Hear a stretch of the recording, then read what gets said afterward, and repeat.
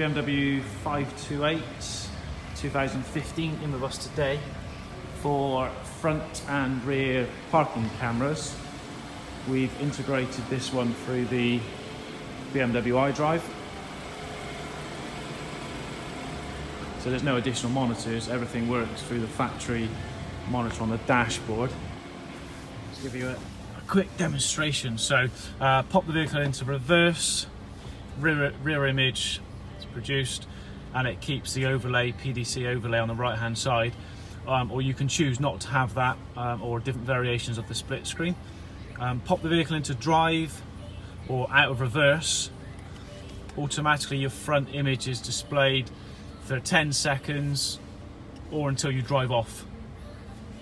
If we want to just automatically bring the front ones on, we just press the menu button for a split second and that'll bring the front camera on.